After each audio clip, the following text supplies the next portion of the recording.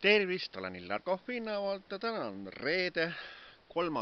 september aastal 2021 ja ilmateate järgi pidi olema täna hirmus koerailm, pidi olema õudne torm ja õudne vihm, aga näe vaadake.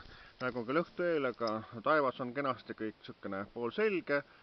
Tuult on ka mingil määral, aga nii, et ei mingit vihma ega mitte midagi, nii et õnneks, et vahel ilmateadega puussamadega paneb. Aga täna on reede ja ilmus ajaleht Nelli Teate järjekordselt ja ilmunud on ka septembrikuu ajakirjad, näiteks Müstilised lood, kus on ka minult lood sees, nii et vaatame neid väljaandeid. Nii, tänase Nelli Teataja esikaane peal on siis toodud kohe suisa ära minu küsitlus, et Elve Särgava, et kõige olulisem, et president peab haridust oluliseks. Ja see küsitlus on leheküljel 23. Nii et ja siin vastavad sinu küsitlusele siis Urmas Sõõrumaa, Anneli Akkermann, Elve Särgava, Pille Pürg, Indrek Tarand, Andrei Korobeinik, Rutt Reits, Ande Arula, Maria Kaljuste, Erki Savisaar, Aimar Altosaar, Viktor Vassiljev ja Gert Kingo. Nii et 31. augustil valiti Riigikogus Alar Karis uueks Eesti Vabariigi presidendiks.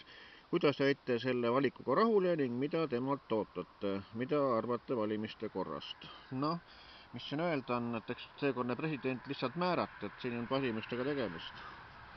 Et seati üks kandidaat Alar Karis seati nagu kandidaadid üles ainsana ja ta tuli ära valida, et muud võimalust seekord ei olnudki. Ja üks artikkel on ka minult Nelli Teates, et Tartu bussijaama Peltika südame pahaks, nii et kui ma 14. augustil külastasin Tartus bussijaama seal, bussijaama WC-d ja seal oli olukord ikka väga hull ühesõnaga, nii et jah, et kui on tasuline WC 20 senti jälle peab sinna automaat sisse laskma, et just see uks avaneks, ühesõnaga kui avanemisel ikka niisugune hull pilt on, nagu seal oli, et siis on ikka jube küll, et kui on tasuline WC, siis peaks olema ka kord tagatud. Nii, ja siis septembrikuu müstilised lood, ajakiri vaatan siit ka. Nii, ühena on müstilistes lugudes minul selline küsimus ühesõnaga, et selgeltnägijad annavad vastused, milline looduslik ravim taim aitab hävitada ogavalku ehk COVID-19 viirust. Ja siin siis jagavad oma nõuannet siis Haldjapiiga, Victoria Petlem, Ingrid Stahl, Irje Karjus ja Tervendaja Terje.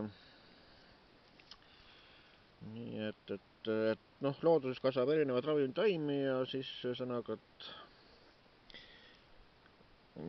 näiteks ütleme nii, et Victoria Petlem ütleb niimoodi, et komplektina naistepuna, saialill, nõmmliiva teetroog võrdsetest kogustest juua 6 päeva, sinna juurde tuleb süüa tatraputru ja juua keefvirit. Ja Irje Karjus ütleb, et mina kasutan koirohtu ja nuusutan eetrit, ehk siis immuunsüsteemi hoiab aktiivse, lisaks kuldjuur ja homöopaatia. Nii et siin on jah, ja siis on meil teistamad ka. Nii, ja siis intervjuu on minul selgeltnägija Toomas Ariaga, et on näha, et ka grippi määratakse koroonana. Et Toomas Ariat me tunneme siis nii selgeltnägijana kui ka siis märulifilmide tegijana Õiglus ja õiglus 2 sõnaga, et viimastel ajal on üldse Toomas Aria niivõrd hõivatud oma filmi tegemisega, et tal ei ole olnud aega minu kirjadele vastata, aga loodame, et kui see kirja mööda saab, et siis tal on aega ka minu küsimustele vastata ja asju uurida. Nii et siis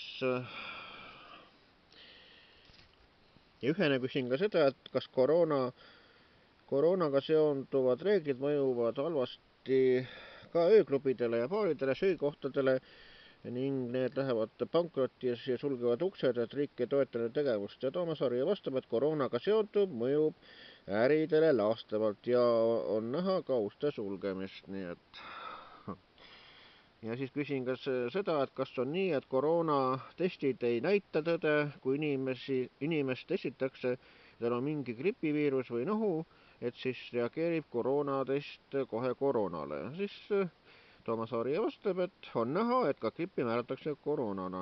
Noh, see on ju selge, et see asi niimoodi on, et see praegune äri käib ju niimoodi, et need testide tsüklid ju kui tähendab, kasutatakse mingi 40 ülitundlike testide tsüklit, et saadakse suured koroona positiivsed iga päev, mitmed sajad, ühesõnaga, et aga suvel testiti nende tavaliste 20 tsüklite, siis saadi paar-30 koroona positiivset, nii et vastavalt nii nagu need tsüklid krütitakse, nii saadakse ka neid arve nagu vaja on. Nii on minu arvamus.